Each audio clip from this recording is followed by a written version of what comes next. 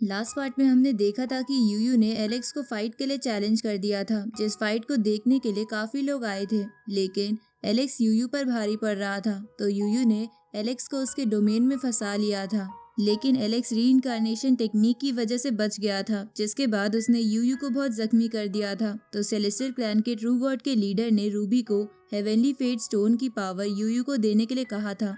तो रूबी ने ना चाहते हुए भी यूयू को अपने साथ मर्ज करके उसे हेवनली फेट स्टोन की पावर दे दी थी। लेकिन इसके बावजूद भी एलेक्स ने उसे हरा दिया था। तो रूबी अपने क्लैन का नाम बचाने के लिए एलेक्स को रोकने की कोशिश करती है, पर एलेक्स यूयू में से हेवनली फेट स्टोन निकालकर अपना सिंहासन बना के सबसे कहता है कि जिसमें हिम्मत है वो मुझसे ये हेवनली फेट स्टोन छीन लो। अब आगे तो एपिसोड 149 की शुरुआत में हम देखते हैं कि उस जगह पर सेलेस्टियल क्लैन की दूसरी हेवनली डाइटी की आवाज आती है, जो एलेक्स पर अपनी स्पिरिचुअल स्वॉर्ड से अटैक करते हुए उससे कहती है कि रूबी को छोड़ दो और यूयू का हेवनली फेट स्टोन भी वापस लौटा दो। ये सुन के एलेक्स अपने गोल्डन विंग्स का एक फेदर तोड़ के उसे एक आर्टिफैक्ट में बदल देता है, जिसके बाद वो उसकी मदद से उस हेवनली डाइटी की स्वॉर्ड को डिस्ट्रॉय कर देता है। अब एलेक्स अपने सिंहासन को वापस जमीन में दफन करके रूबी को गोल्डन फर्नेस से निकाल के उसके पास आता है। तो रूबी एलेक्स से कहती है कि ये प्रॉब्लम यहाँ पर खत्म नहीं होगी। इधर सेलेस्टियल क्लैन का ट्रू गॉड लीडर अपने लोगों से कहता है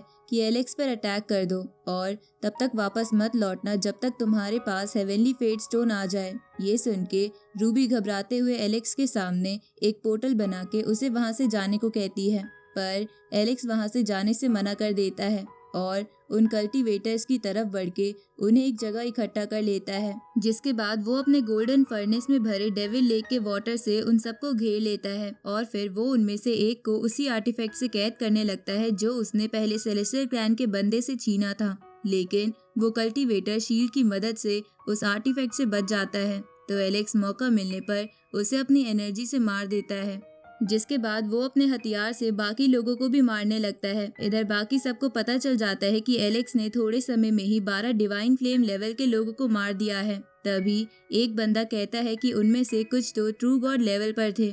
ये सुन के सेकंड बॉडी हैरान हो जाती है। इस तरफ 5 कल्टीवेटर्स मिलके एक साथ एलेक्स पर स्वॉर्ड से अटैक करते हैं, जिसे देखकर एलेक्स बोलता है कि तुम्हारे क्लैन ने बहुत बड़े बड़े गुनाह करे हैं। इसलिए एलेक्स उन लोगों पर उसी तालिस्मान का इस्तेमाल करता है जो एलेक्स को यूलन से मिला था। अब उस तालिस्मान की वजह से एलेक्स उनमें से 3 लोगों को मार देता है और बाकी 2 वहां से भागने लगते हैं। लेकिन एलेक्स उनके पीछे जाते हुए उन्हें भी मारने लगता है। लेकिन तभी वो हेवनली डाइटी वहां अपनी स्पिरिचुअल बॉडी भेज देती है। तो वहां खड़े लोग उस स्पिरिचुअल बॉडी को देखकर चौंक जाते हैं, क्योंकि वो बहुत बड़ी थी। तभी वो स्पिरिचुअल बॉडी एलेक्स से कहती है कि मुझे पहले नहीं पता था कि तुम फ्यूचर में हमारे लिए सरदर्द बन जाओगे, नहीं तो मैं तुम्हें पहले ही मार देती। लेकिन अभी भी ज्यादा समय नहीं बीता है। असल में ये हेवनली डाइटी एलेक्स से लोअर वर्ल्ड में मिली थी। इधर एलेक्स उस हेवनली डाइटी की स्पिरिचुअल बॉडी से भी नहीं डरता और उसकी ओर बढ़ने लगता है, जिसे देखकर कुछ लोग बातें करने लगते हैं कि ये लड़का तो बहुत स्ट्रांग है, पर लगता है आज ये मर जाएगा क्योंकि ये एक हेवनली डाइटी से पंगा ले रहा है। उसी वक्त डाउलिन अपने डोजो में से स्पिरिचुअल हैंड भेजकर उस हेवनली डाइटी की बॉडी को दूर फेंक देता है। तो ये देखकर एलेक्स खुश हो जाता है कि उसके टीचर उसकी मदद करने के लिए यहाँ आ गए हैं। इधर लोग ये देखकर बोलने लगते हैं कि अभी अभी एक हेवनली डाइटी की स्पिरिचुअल बॉडी को किसी ने दूर फेंक दिया। लगता है इस डोजो के सभी लोग बहुत खतरनाक है और भले ही इस डोजो का पास थोड़ा खराब है, लेकिन लगता है ये फ्यूचर में बहुत ऊपर जाएगा। इधर वो स्पिरिचुअल बॉडी चिल्लाते हुए डाउलिन का नाम लेने लगती है, जिसकी चीख से बनी वेव्स को कुछ कल्टीवेटर्स तो झेल ही नहीं पा रहे थे, इसलिए उन्हें अपने आगे शील्ड बनानी पड़ती है। इसके बाद वो स्पिरिचुअल बॉडी कहती है कि डाउलिन, मेरी तो तुमसे कोई दुश्मनी नहीं है, तो तुम मुझ पे क्यों अटैक कर रहे हो। इस पे डाउलिन डोजो के अंदर से उससे कहता है कि तुम मेरे डोजो में आके मेरे स्टूडेंट को बुली कर रही हो और फिर भी बोल रही हो हमारी कोई दुश्मनी नहीं है। ये सुन के वो स्पिरिचुअल बॉडी डाउलिन से पूछती है कि क्या हुआंग तुम्हारा स्टूडेंट है। इस पे डाउलिन हाँ करते हुए बोलता है कि क्या अब मुझे मेरे स्टूडेंट चुनने के लिए सेलेस्टियल क्लैन से परमिशन लेनी होगी। ये सुन के स्पिरिचुअल बॉडी कहती है कि अगर ये तुम्हारा स्टूडेंट है तो इसे और डिसिप्लिन में रहना चाहिए। इस पे डाउलिन कहता है कि मेरे स्टूडेंट का मामला मेरे डोजो का मामला है, इसमें तुम बोलने वाली कोई नहीं होती हो। ये सुन के वो स्पिरिचुअल बॉडी डाउलिन से कहती है कि भूलो मत कि टेक्निक्स जो तुम जानते हो वो सेलेस्टियल क्लैन की है, इस पे डाउलिन बोलता है कि क्या तुम्हें याद नहीं कि मैंने वो चुराई थी, और तुम्हें शायद ये भी पता होगा कि मैंने ऐसा क्यों किया था। इधर ये सुन के एलेक्स सोचता है कि डाउलिन की ऐसी क्या मजबूरी रही होगी जो उसने अपने टीचर के यहाँ से ही चोरी की थी। इधर सेकंड बॉडी को फेंगजी बताती है कि मैंने अपने एल्डर से सुना था डाउलिन के दिल में अभी भी ये मेमोरी है।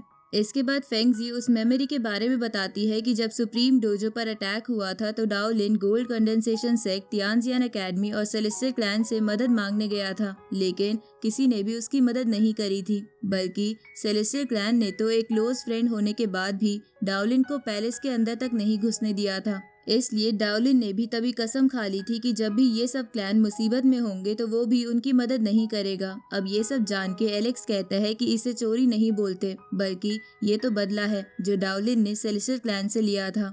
साथ ही एलेक्स को यकीन नहीं आ रहा था कि डाउलिन ने खुद झुककर सब क्लैन से मदद मांगी थी, इसलिए वो अपने मन में बोलता है कि अगर डाउलिन की जगह मैं होता तो मैं तो इन सब क्लैंस को एक एक करके खत्म कर देता। तो इस तरफ डाउलिन स्पिरिचुअल बॉडी को फिर से दूर फेंक देता है, पर उसी वक्त वहाँ सेलेस्टियल क्लैन का प्रोटेक्टर आ जाता है, जिसे देखकर एलेक्स कहता है कि ये बुड्ढा यहाँ आ गया और इसके हॉर्न्स फिर से उग गए। इधर वो प्रोटेक्टर डाउलिन से कहता है कि क्या तुम सेलेस्टियल क्लैन के साथ एक वॉर स्टार्ट करना चाहते हो, लेकिन तुम मेरी स्ट्रेंथ के सामने टिकोगे कैसे, तुम तो बस 2 ही हो। इस पे डाउलिन कहता है कि मैं तो लड़ लूंगा, पर क्या आप में लड़ने का दम है। ये सुन के प्रोटेक्टर बोलता है कि तुम्हारा घमंड बढ़ते ही जा रहा है। इस पे डाउलिन कहता है कि हुआंग एक जूनियर है, इसलिए जूनियर की फाइट में ट्रू गॉड या हेवनली डाइटी लेवल के कल्टीवेटर का कोई मतलब नहीं था, इसलिए इन सब की शुरुआत आपने करी है, लेकिन अब मैं आपको अपनी मर्जी नहीं चलाने दूंगा। इस पे वो प्रोटेक्टर डाउलिन से कहता है कि मैं बात नहीं करना चाहता, तुम बस इतना बताओ कि क्या तुम हुआंग को मेरे हवाले करोगे।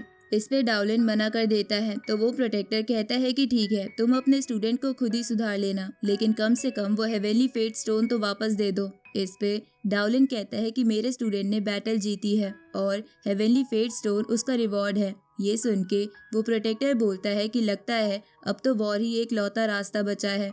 इस पे डाउलिन बोलता है कि मैं तो फाइट करने के लिए तैयार हूँ, पर आप बूढ़े हो गए हो, क्या आप लड़ पाओगे। इस पे वो प्रोटेक्टर इटर्नल होली लिक्विड बाहर निकालते हुए डाउलिन से कहता है कि तुम्हें मेरी चिंता करने की जरूरत नहीं है, मैं अपनी पूरी फोर्स से लड़ सकता हूँ। इसके बाद वो प्रोटेक्टर इस लिक्विड को अपनी कॉन्शियसनेस में डाल लेता है, जिसकी वजह से उसकी ताकत बढ़ जाती है। इधर एलेक्स डाउलिन से कहता है कि आप सावधान रहना। इस पे डाउलिन कहता है कि तुम चिंता मत करो। दूसरी तरफ वो हेवनली डाइटी की स्पिरिचुअल बॉडी एलेक्स के करीब एक डीमन सीड भेजती है, क्योंकि उसे लग रहा था कि अगर डाउलिन से प्रोटेक्टर हार गए तो ये डीमन सीड एलेक्स की बॉडी में जाकर उसे मार देगा। लेकिन डाउलिन सही समय पर एलेक्स को बचा लेता है, जिसके बाद वो अपने स्पिरिचुअल हैंड से उस बॉडी का गला पकड़ लेता है, तो वो प्रोटेक्टर से मदद मांगने लगती है, लेकिन डाउलिन उसे भी साइड कर देता है और उस स्पिरिचुअल बॉडी को खत्म कर देता है। तो ये देखकर वो प्रोटेक्टर डाउलिन से गुस्से में बोलता है कि तुम अपनी लिमिट से बहुत ज्यादा आगे बढ़ गए हो। इसके बाद वो प्रोटेक्टर वहाँ अपना ऑरा फैलाने लगता है, जिसे देखकर डाउलिन बोलता है कि लगता है एटर्नल होली लिक्विड बहुत पावरफुल है, तो चलो इसी बहाने मैं अपनी 89 स्किल्स की टेस्टिंग कर लूंगा। अब डाउलिन ये बोल के अपनी 89 स्किल्स एक्टिवेट कर देता है, जिसके बाद वहाँ एक ड्रैगन, एक गोल्डन बर्ड और एक फीनिक्स की स्पिरिट आ जाती है, जिसे देखकर वो प्रोटेक्टर उन पे अपने एक हॉर्न का इस्तेमाल करता है, लेकिन उस हॉर्न को वो ड्रैगन पकड़ लेता है और बाकी दोनों बर्ड स्पिरिट लगातार उस पर अटैक करके उसे खत्म कर देती है। तो ये देखकर वो प्रोटेक्टर अपने दूसरे हॉर्न से उस ड्रैगन पे अटैक करके वहाँ से भाग जाता है, तो ड्रैगन उस हॉर्न को भी तबाह कर देता है। जिसके बाद डाउलिन गुस्से में बोलता है कि अब कौन मेरे डोजो को चैलेंज करना चाहता है और कौन मुझे मेरे नाम से बुलाना चाहता है। आज मैं दुनिया को बता दूंगा कि हुआंग मेरे डोजो का वंशज है, इसलिए मैं उसे किसी भी मुसीबत से बचाऊंगा। ये सुन के एलेक्स पहली बार डाउलिन को टीचर बोलते हुए कहता है कि मैं आपका ये फेवर जरूर उतारूंगा। तभी डाउलिन कहता है कि मैं किसी भी वेनरेबल और डिवाइन फ्लेम लेवल के कल्टीवेटर को इनवाइट करता हूँ कि वो हुआंग पर अटैक कर सकते हैं, लेकिन अगर किसी और ने उस पर अटैक किया तो मैं उसे नहीं छोड़ूंगा और उसके क्लैन को भी तबाह कर दूंगा। ये सुन के एलेक्स बोलता है कि डाउलिन मुझे प्रोटेक्ट कर रहा है या मुसीबत में डाल रहा है। अब डाउलिन अपने डोजो को पहले जैसा कर देता है और वहाँ के सब लोग भी वापस चले जाते हैं। आगे एलेक्स रूबी के पास आता है और उससे कहता है कि तुम वापस सेलेस्टियल क्लैन मत जाना। इस पे रूबी कहती है कि मैं सेलेस्टियल क्लैन से ही हूँ। इसलिए मैं किसी भी कीमत पर उसे तो नहीं छोड़ सकती। ये सुन के एलेक्स उससे कहता है कि मगर वो लोग तुम्हें हर्ट कर सकते हैं क्योंकि तुमने मुझ पे अटैक नहीं किया। ये सुन के रूबी कहती है कि तुम चिंता मत करो, सेलेस्टियल क्लैन में कुछ एल्डर्स और कुछ हेवनली डाइटी बहुत दयालु है जो मुझे कुछ नहीं होने देंगे। इस पे एलेक्स कहता है कि तुम सही कह रही हो, वैसे भी तुम्हारे पास हेवनली फेट स्टोन है जिसके कारण तुम करंट टाइम में सेलेस्टियल क्लैन की यंग जनरेशन की एक जीनियस हो, इसलिए वो तुम्हें कुछ नहीं कहेंगे। अब रूबी एलेक्स को बाय बोल के वहाँ से चली जाती है, जहाँ वो जाते हुए सोचती है कि पता नहीं अब हमारी मुलाकात दोबारा कब होगी। इस तरफ हम इमोर्टल पैलेस में इमोर्टल क्लैन के यंग जनरेशन के एक स्टूडेंट को देखते हैं जिसका नाम डी चोंग था, जो वेनरेबल लेवल पर था। तभी उसे एक एल्डर आके हुआंग के बारे में बताता है, जिसपे डी चोंग कहता है कि क्या वो हमारे लिए खतरा है। इस पे वो एल्डर कहता है कि वो आपकी टक्कर का नहीं है, इसलिए आपको चिंता करने की जरूरत नहीं है। ये सुन के डी चोंग कहता है कि तुम फिर भी मेरी सेकंड बॉडी को वापस बुला लो, क्योंकि उसने बहुत एक्सपीरियंस इकट्ठा कर लिया, लेकिन ज्यादातर उसने मेरी बेइज्जती ही कराई है।